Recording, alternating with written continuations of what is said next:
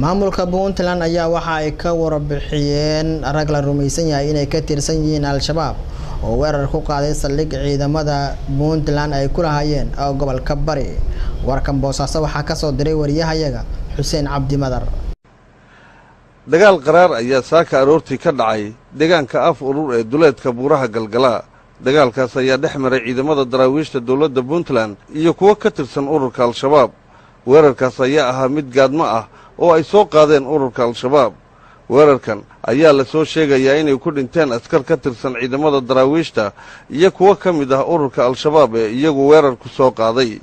ilaa iyo 39 askari oo dhaawac ah oo ka tirsan ciidamada daraawiishta ayaa waxaa la sheegay in la dhigay isbitaalka degmada Carmo. dhaawacyadan ayaa isugu jira kuwa fudud iyo kuwa culus intaba, sida uu sheegay Cabdiqaysar Cabdixakiin Salaad Cali oo ka mid ah dhaqaatiirta ka howlgashay isbitaalka degmada Carmo. dagaalkan ayaa noqonaya kii ugu horeeyay oo noociisa kala ah oo ka dhacay buuraha galgala iyo deegaanka af urur ee gobolka Bari.